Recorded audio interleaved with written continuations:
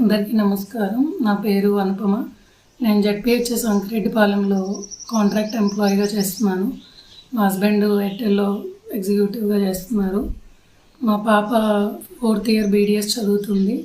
First 3 years fee అయితే కట్టుకోగలిగాము, కానీ 4th ఇయర్కి కట్టుకోలేకపోతున్నాము.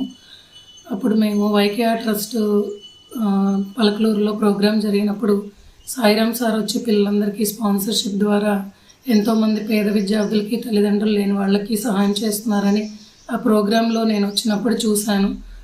ఆయన సేవా దృక్పథం నాకు చాలా సంతోషం అనిపించింది. ఈ రోజుల్లో ఎవరి స్వార్థంగా వాళ్ళు ఆలోచించుకొని వాళ్ళ కోసం వాళ్ళు చూసుకున్నారే తప్ప 10 మందికి సహాయం చేయాలని ఎవరు అనుకోవట్లేదు. అలాంటిది సాయిరామ్ సార్ యొక్క స్ఫూర్తి నాకు బాగా నచ్చింది. సార్ని ఒకసారి కలుద్దామన్న ఉద్దేశంతో అనుకున్నాను.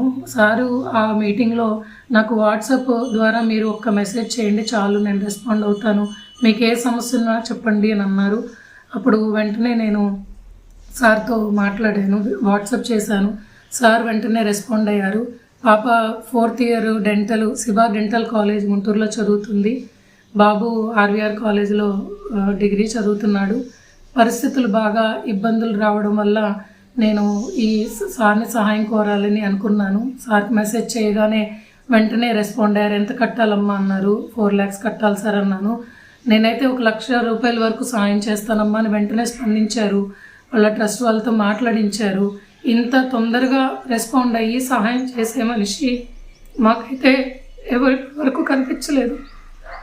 నిజంగా సాయిరామ్ సార్కి ఎవరో తెలియదు, ఏ బంధం లేదు, ఏ ఫ్రెండ్షిప్ లేదు, కానీ అలా ముందుకొచ్చే మనుషులు ఈ రోజుల్లో ఉన్నారు అంటే అది ఆ తల్లిదండ్రులు వాళ్ళు చేసిన గొప్పతనం, అది ఆ బిడ్డలకి వచ్చింది.